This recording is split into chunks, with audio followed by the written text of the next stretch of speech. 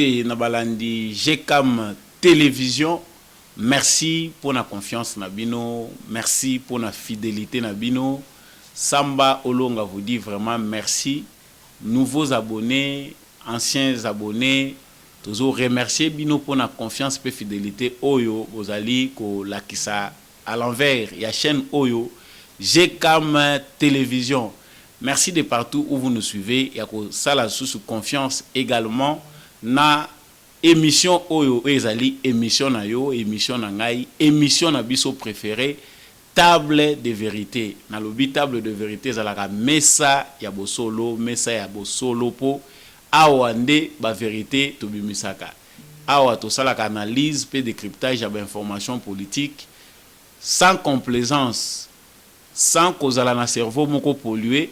To pesa kabino basango o elekaka na kati ya République démocratique du Congo, c'est-à-dire d'une manière ezali actualité expliquée, ba révélation, ba information sur ebimaka ka na mesa ya vérité elongo na mwana mboka Samba Olonga ndenge na lobaka na bino toujours mokili ezali balance, il faut être du bon côté, c'est-à-dire ko sala malamu pour justice nzambe irataka nango mutute soki ozo sa makambo mabe ozo kansake nyonse sukelika awa soki biso to raté yo to zuyote ou futite pona mabe na yo sur cette terre, sachez que la justice de Dieu ne rate personne.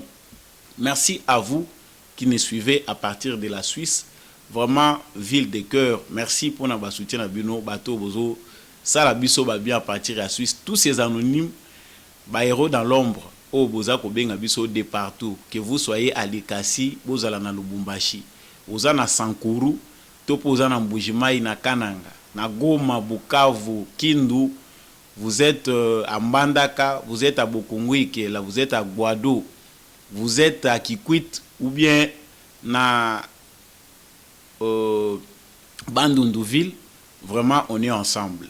Je suis de cœur avec tous ceux qui nous écrivent à partir de Boma, à partir de Mwanda, na Congo central. Vous êtes à Matadi, vous êtes à Kinshasa, ba ville Eza et Belo Bokomelaka biso, Beni Butembo. Vraiment, Bozana Kisangani. Je suis de cœur avec toute la République démocratique du Congo. Nazo tanga ba ville pour vous montrer importance oyo nazo pesa na bino pe vraiment fidélité oyo bino bozo pesa na chaîne oyo. Bata Sankuru balobaki na tanga bango te na tangi bino. Vous êtes en Italie, na Nice, vous êtes en Canada, vous êtes aux États-Unis. Ba ville na bino est belé. Je ne peux pas de manière exhaustive kotanga ka ba ville ya batunyon so awa, mais du moins ceux qui ratent une émission oyo, émission ya kaliboso na tanga ka ba ville ya batu. Na commentaire peut commenter, envoyez vos villes.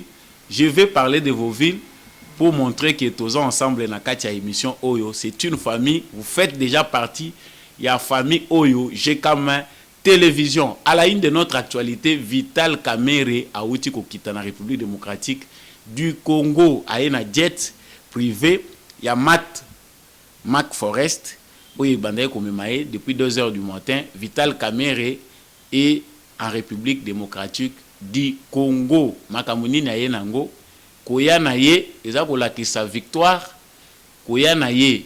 Ils allaient affirmer makambo bazali kolobake dans 1 mois, dans 2 mois, Vital Kamerhe a comme premier ministre Topenini. Tout au long de ces numéros, Samba Olonga vous amène dans des réflexions, dans des analyses. Oyo iratakate mingi mingi na makambo elekaka na kati ya République démocratique du Congo. Tout fetaki fête ya Pasika pour les chrétiens. Vraiment, moi je suis ensemble avec les musulmans, que vous soyez de toutes conviction religieuse, union c'est les bienvenus ou bien la bienvenue. Bozali na kati République démocratique du Congo, vraiment c'est un pays laïque. On est tous ensemble. Pas que Salemaki, tout le monde a bien cholé à l'obaki a PCP discours na ye ya Pasika. Ndenge to zanga komona te, tout le monde a bimisi discours na ye pe politique. Maye à l'obaki na kati il y a discours na ye pona ko souhaiter joyeuse fête de Pâques na ba Christo nyonso ya République démocratique du Congo ezalaki maloba ya politique to ezalaki vraiment côté ya batu na cadre moko ezali religieux. Tout au long de ce numéro bokozala pe na opportunité à comprendre qu'est-ce qui se passe réellement. Balangue belé se délier, bangonyo so baza ko loba ndenge moko. Pourquoi Molière le Malemba a lobby pe.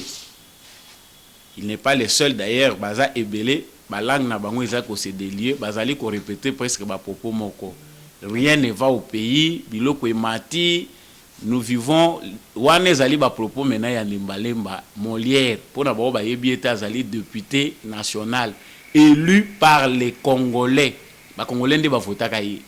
Alobi ke 18 ans ya Kabila ekomi nango malamu par rapport ya oyo tozali komona lelo mboka eza kotambola mabe biloko emati crise ezali.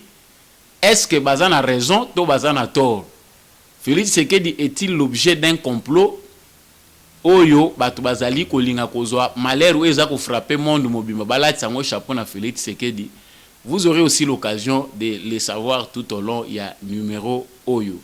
Encore une fois de plus, na souhaité bino le bienvenu na Mesa ya Bosolo où ezali table de vérité et longo toujours na mwana mboka Samba Olonga ndenge na lobaka toujours mokili ezali balance. Na utaye koloba awa na sommaire que Vital Kamerhe a uti koya. Pour ceux qui pensaient que ndenga bimi boye na mboka akotia lisusu makolo awa te, déjà ezali basi balibere ye babimisi ye jet privé po azaka na jet aza mbongo jet privé ya Vital Kamerhe euti kuatterrir na Congo na 2h du matin. Jet wana ezalaki accompagnaki ye na mwasi na ye. Donc na moment ndenge toza koloba toyebi te. Il est chez lui, à la maison, où il est toujours gardé en résidence surveillée. A-t-il les statuts d'un homme libre par rapport au jugement Oyoba Pesaki na cour de cassation au ezongisi makambo a zéro? Parce que, pour rappel, bato ba yebite, cour de cassation a outaki ko annuler véridique jugement Oyo, cour d'appel Nanzela tribunal de grande instance ya Gombe et salaki jugement yango et condamnaki Vital Kamerhe na 13 ans de prison contrairement na jugement ya liboso ou et condamnaki na 20 ans. Yango pona baye balandelaka dossier wana te tango bakatelaki 13 ans ya introduisaki recours na cour de cassation kuna nde makambo nyonso esukelaka. Cour de cassation azwakate po asambisa cour de cassation a landelaka procédure. C'est-à-dire ceux qui boye cour de cassation à kotala est-ce que ndenge basambiselaki autour ya liboso esambiseli ezalaki malamu? Est-ce que procédure ezalaki respectée? Selon cour de cassation batalisaki ete procédure na niveau ya cour d'appel ndenge bajijaki Vital Kamerhe na second degré procédure ezalaki respectée te baviolaki yango. Pourquoi l'avocat ya Vital Kamerhe ba introduisaki recours? Parce que bango bazaki na élément na bango ya ba preuve oyo ba uti ko réunir o ezo sala ke client na bango azala innocent azala impliqué te na makambo ba kizaki na premier niveau, c'est-à-dire na premier degré ya justice. Mais cour d'appel après taki attention na ngote aveyaki na ngote pour na ko réexaminer dossier wana kotala que makambo ezali koleka na o esalemaki liboso ezalaki ndenge nini, parce que bango balingaki banda kotala ba maison préfabriquée bofundaki yango yeye bango bazana biloko ebelo bango ba préfabriquaki comme ba preuve. Et c'est ce qui a conduit la cour de cassation. Là je dis bien en termes de droit ngai te munaza koloba o elekaki kuna yango cour de cassation a annulé jugement wana azongisi lisusu Kamerhe na appel pour bakende ko bandela jugement na ye ba réexaminer dossier na ye wana. Siko awa tomoni Vital Kamerhe azongi parce que mboka oyo biso tozali Congo ekomi mboka moko ya polémique, mboka moko oyo bato bazali ko affirmer biloko oyo bazali ko monter na bandako na bango moko, c'est-à-dire mutu soka za na posa na ye ou bien azali na souhait na ye a monter ngo komisa ngo information abandi ko véhiculer yango pe batu nyonso ba gobe yango. D'où vient l'information qui veut faire de Vital Kamerhe premier ministre? Batu musuba lobi biloko musuba tantaka ba mekaka pona ko sonde opinion. Qui veut énerver les Congolais? Parce que il faut tout analyser clairement toyeba procédure les animes. Toyebi malamu politique ezana ba réalité nango. Les grands voleurs au Congo ont aussi un soutien diplomatique de la part ya bandeko na bango miyibi au bazape à l'extérieur du pays. Aujourd'hui, le monde fonctionne en réseau. Les voleurs aussi fonctionnent en réseau. Tous les voleurs du monde se connaissent, qu'ils soient au niveau politique, qu'ils soient au niveau économique. Si ce sont les entreprises multinationales, bazana ba filiales na bango ya mike. Si ce sont des gens qui veulent échapper na contrôle ya l'État, bazana besoin ba créer ba paradis fiscaux na bango, ba yebi pe ba ninga na bango oyo ba partageaka na bango idéal moko na ba intérêt na bango. Aujourd'hui mondo baza ko apprendre biso ya réseau et sali que miyibi pe bazala na solidarité internationale. Oui, avant ça existait, mais aujourd'hui maintenant est comme plus sophistiqué parce que tout le monde évolue en réseau. Donc ce que vous avez makanisi na yo, batu oyo yo ko sangisa na bango makanisi wana po bo réaliser ba ndoto na bino. Ba ozalaka na kati ya territoire na yo te ba ko ozala libanda à travers aujourd'hui à l'ère numérique, ba réseaux sociaux et puis internet tout ça, beaucoup kutana boza ko échanger ba idée na bino et puis bo sali réseau na bino à solidarité. Miyibi pe bazali pe na réseau na bango, même si ouvertement ils ne peuvent pas accepter qu'ils sont voleurs. Dossier ya Vital Kamerhe bison sto moni yango na lobaki yango na saila ki yango émission pour na kotalisa ba imboka que na niveau oyo et commis, c'est une très grande déception pour le peuple congolais qui attendait justice, qui attendait un bon travail de la part de notre justice. Mais du moins tous aki indulgent ya ko constater que justice na biso o tozo luka et servir ba congolais na nous pende commis na niveau wana te. Ba juge au biso tozali ko espérer na bango que ba ça la congolais ba peut rendre justice du plus petit au plus grand, du plus fort au plus faible. Baza batu oyo ba mesana ko rendre justice te. Depuis eza Congo eza Congo. Combien de fois a-t-on vu bazali ko sambisa ba miyibi ya l'état? Parce que depuis l'époque d'indépendance, le Congo n'a pas connu ce qu'on connaît aujourd'hui. On peut du moins féliciter au moins la volonté politique qui a fait Tshisekedi ya kolinga que justice est à la libre et ça la musala na ngona ndenge longobani. Mais ce n'est pas une bataille gagnée d'avance. Elle est difficile parce que ezo senga que batunyon so ba s'impliquer to émerger na ba mentalité na biso. Biso moko ba congolais to yebite ko yeba part na biso a responsabilité ezali nini na kati ya guerre. Topé bataille où ezali ko engager biso na ba bandits d'état na impunité na injustice où tozali ko vivre na mboka na biso. C'est-à-dire nous-mêmes nous faisons partie à système. Tozali biso nyonso miyibi de manière directe ou indirecte. Tantôt yo yibaka na yo te membongo lia kiza ya moyibi ko participer à na chaîne ya ba miyibi.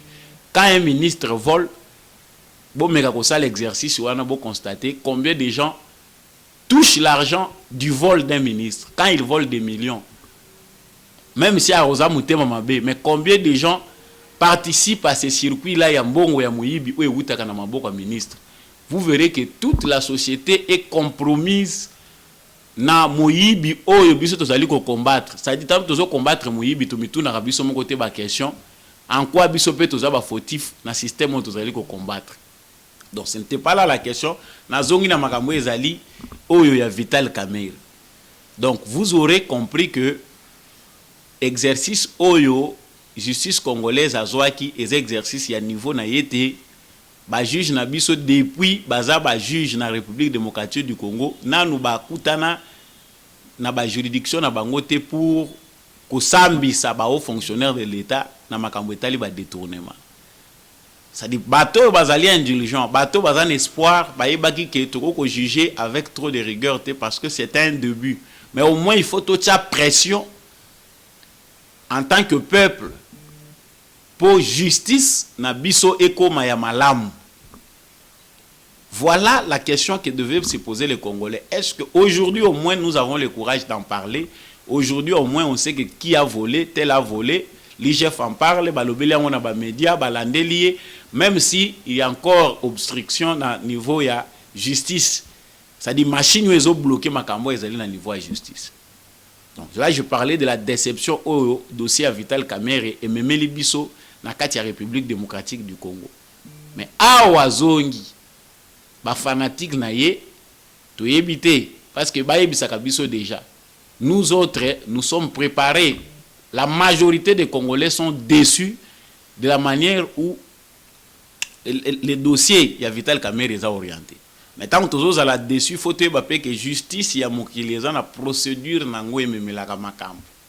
Natali chango mbale belé awa na bémission nanga na sali ka kotalisa que tobi maté lokola toza ko s'acharner contre Vital Kamerhe parce que il n'y a pas que lui tozo sala combat, c'est tout un groupe de gens, des opportunistes qui ont trouvé que politique ezali business na bango, politique ezali profession na bango, oyo bango il faut basala pour s'enrichir.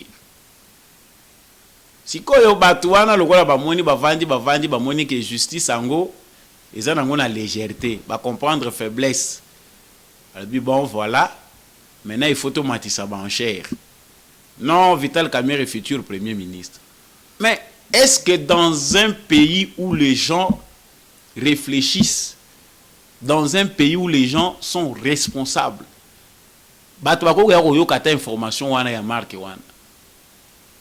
dans un pays où Moutou n'a mené à sentir vraiment non. Est-ce que lui-même Vital Kamerhe ne se reproche de rien? Yemoko Vital Kamerhe se reproche à quel côté?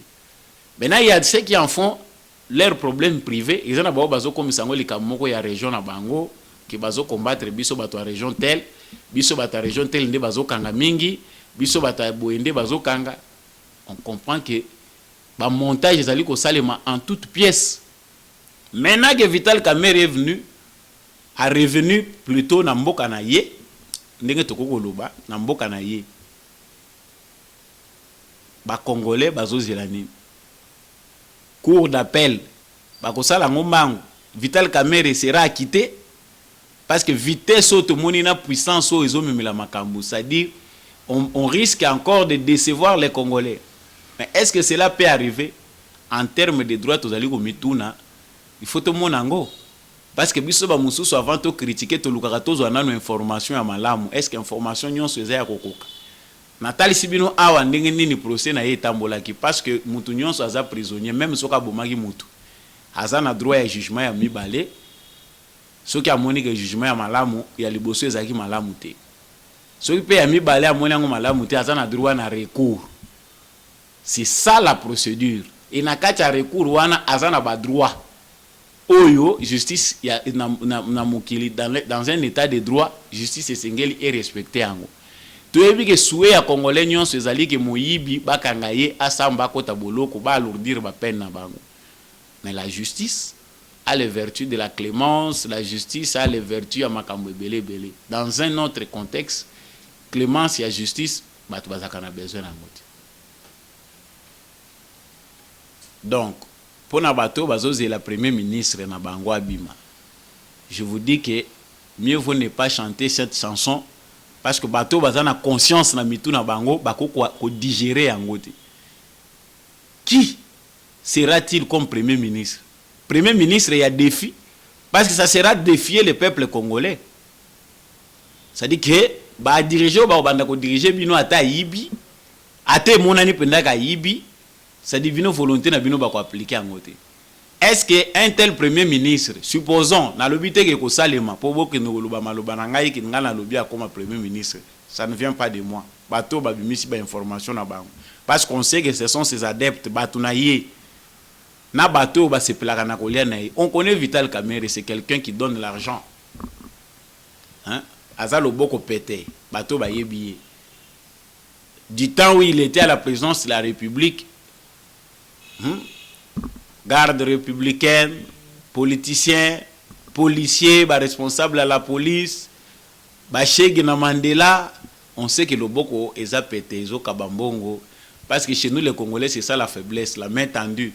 une fois déjà muta comme on peut son bongo na conscience ezali sous-souté donc mutu wana soka sali mabe d'office oza obligé au défendre et les musiciens qui vont là au peut bazo kende ko tourner donc quand quelqu'un vole il distribue ce que mutandenge wana hein, dans un circuit où yazana katia ko fonctionner il met son argent bato bazo lia mbongo na ye vous voyez seulement que bato bazo kende na présidence mais bazo vivre na ba salaire na bangote donc bayebi ke boss soki aye soki na solisi vie malamu moi 20 000 dollars et kobima moi 30 000 ça dit quelqu'un comme ça et sa famille si on touche na source na ye à revenu mutu na ye apesa ka mbongo ekosimba tete on sait que les gens au ba réclamaka retour ya mutu wana ki azonga ce sont des gens de cette catégorie voilà pourquoi moi maintenant je me pose la question ce qui lelo batie Vital Kamerhe premier ministre crédit na ye ekozala nini par rapport à la population congolaise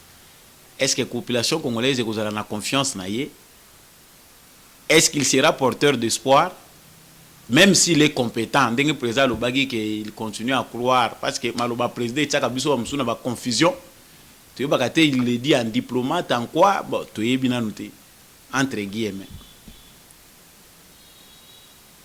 sikoyo soki mutu oyo aza désavoué na population image na ye eza ya mabe na niveau ya population quand on fait de quelqu'un comme ça un premier ministre bon et katani ya communication entre ye na peuple ce sont des rêves si nous voulons réellement que la démocratie l'état de droit que notre justice fonctionne convenablement totika koyibisa ba totika ko accompagner miyibi na moyibi na bango.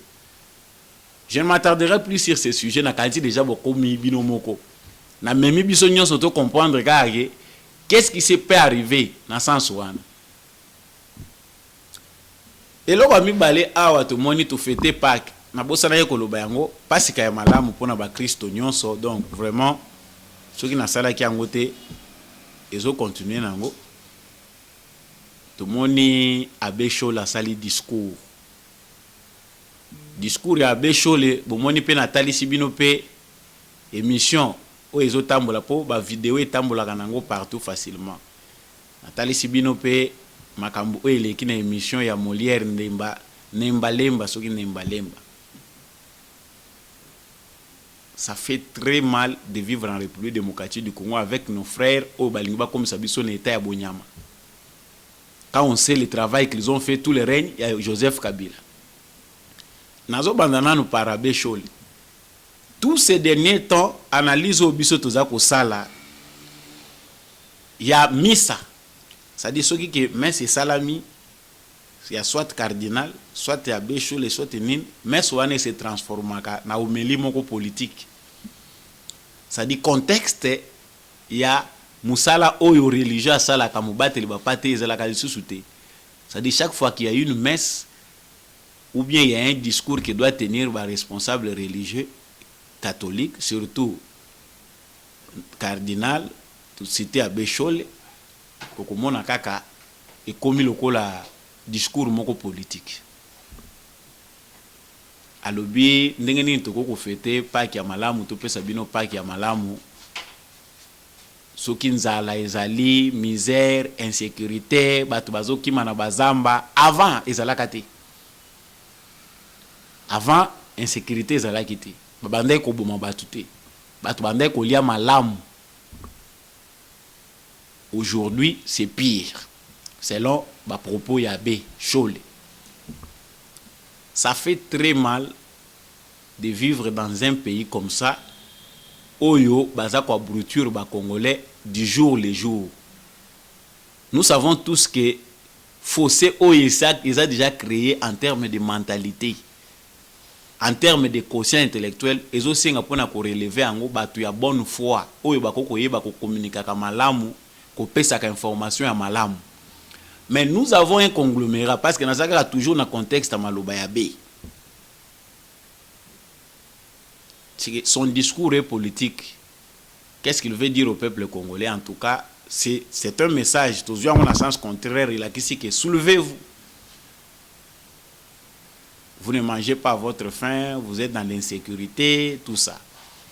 Les mêmes propos, yango, toujours comme on a battu FCC. Ils ont envahi tous les médias. Crise, Mboke Koufi, Biloko Mati, Biloko Ezate, qu'est-ce qui ne va pas, Mboke Zalaka Boete. Pour décourager ceux qui ont moins besoin de comprendre espoir, bateau ba komi kokota muke na vision président, les décourager tout simplement. Faire perdre espoir aux jeunes gens qui restent encore dans leur pays, baza ko luka ko entreprendre, baza ko espérer et loko ya malamu à travers la gouvernance à Félix Tshisekedi. Maintenant la mission c'est de décourager la masse, décourager les Congolais pour participer les sous-soutés na au Félix Tshisekedi azosala. Tout le monde est député. Molière, Nemba Lemba. En tout cas, les vidéos sur les réseaux sociaux, mieux vaut ne pas nous les envoyer nous autres. Parce que quand on sait le travail qu'a abattu Molière, Nemba Lemba dans les médias, à un moment, pour ceux qui ont pris temps, il y a ça l'analyse, bateau va maîtriser makambo etali information, na communication. Chaîne Molière TV, durant règne ya Kabila Nyonso, Moussala ni bandai kosala. C'était d'abrutir les Congolais, comme les Congolais na makambo ezali ya buzoba, ko distraire bango. Et tout ça dans le non-respect des principes na d'anthologie journalistique. Aujourd'hui, maintenant, on les reçoit sur un plateau. Pour bango, plateau ango et comme ezaya bango. Chaque jour ici, des émissions se créent. C'est-à-dire politicien à politicien à comment na plateau na à TV, à comment na émission na ba créer émission ba yebi ke noté ceux qui na ke kuna ezana ngo déjà voix d'accès na nga ya koloba. Alobi non na minito yo je peux vous dire que nyonso bébé rien ne va. Entourage ya président omoni makamu nyonso ezaka kama mabe. Donc Molière député national aza atate na proposition moko o ya sa salaboye et ko aider Congolais parce que ba Congolais jusqu'aujourd'hui tous a pris en otage par culture ba politique opportuniste ba memeli biso. C'est-à-dire un député avant de venir dans l'hémicycle la salle de l'autre côté, ils n'ont pas de propositions, ils n'ont marge à manœuvre et à transformer la société basée en côté. Ils n'ont même pas la volonté de proposer quelque chose pour bénéficier de la bâtonnion. Surtout comme il y a une élection qui s'approche, il y a une action. Il y a 20%, 30% de salaire, il y a le travail d'un député, ce n'est pas construire des ponts. Le travail d'un député, ce n'est pas amener bateau bazan dans la bilo bakolia. Le travail d'un député, c'est de créer des lois. Il y a qu'à soumettre dans le gouvernement pour le gouvernement ces amalamu et transformer les conditions de vie à la population. Mais à chaîne de dépendance, on va créer, les députés veulent que les Congolais soient dépendants de la bango. C'est-à-dire, les députés vont être Kabola. Moi, déjà, ça, ceux qui n'ont pas de combo, ceux qui n'ont pas de combo, déjà, ils assistant social. Juvenal Mounougo, ceux qui Juvenal Mounougo. Abi bango bazala déjà assistant social ko longola ko réduire bambongo na bango eza ko pesa bango passe parce que bazaka assistant social c'est député assistant social. C'est tant que le changement to yeba biso mon côté ba limite eza nini par rapport ya comportement na biso. Lemba lemba hein nemba lemba Molière alobi mboke kufa ki Kabila bomaki yango mais oyo tozomona lelo tout le monde a que non, mieux vaut que tu aies Israël à Kabila qui est Oyo. C'est que Oyo a son monde les années. Félix Tshisekedi vient, il trouve un budget de la République, il y a 4 milliards. 4 milliards, on a peu ce qu'on a calcul, c'était une aventure. Aujourd'hui, on parle d'un budget de 11 milliards. Félix Tshisekedi trouve la gratuité placée dans la Constitution depuis 2006. Parce que là, Félix Tshisekedi impose la gratuité. L'église catholique est téléméliée, l'union la politique est téléméliée, Congolais Zotala, Congolais observateur. Aujourd'hui, mais si les Congolais étaient sérieux, c'est-à-dire le Parlement, les députés, ils siéger. Quand vous savez que la plupart des politiciens et qui dans les institutions. Mais dans un pays où les gens savent, ils ont la responsabilité, pouvoir na bango ils ont population a souverain primaire. Mais dans le parlement na bato ba siéger. C'est que désordre cause la jusqu'à ce qu'on va inverser cette courbe là ya antivaleur ou les autres qui ba politique bazala na mbongo population c'est que oh les autres za souffrir ba loi wana ezali lemba est-ce que ça proposer mon colonie que ba réduire le train de vie à l'institution azaki ko le lokola mwana muke pa mabunda ne nous respecte pas, nos salaires on ne paye en retard biloko ya kenda ko loba yangwana. On a des Congolais qui ne savent pas voir lobby à Moutuna, les lois à Moutou, et l'eau n'a pas apporter dans la nation. Le pays aujourd'hui ne va pas. Félix Sekedi dans un contexte de Covid, la recette est au matanamboka, bon est au matin. Dans un contexte de Covid, le salaire est augmenté. Mboka et Koufa, ils allaient bien lobby parce que le Congo vivait avec des milliers et des milliers d'effectifs dans le ministère Nyonso. Les lois quoi bazo longola ba fictif wana na kati ya ba ministère bazo sala nettoyage na administration publique mobimba mboka ekofi. Comprenons facilement bato baza ko loba mboka ekofi ezali bato yo bazo mona ba intérêt na bango ko disparaître.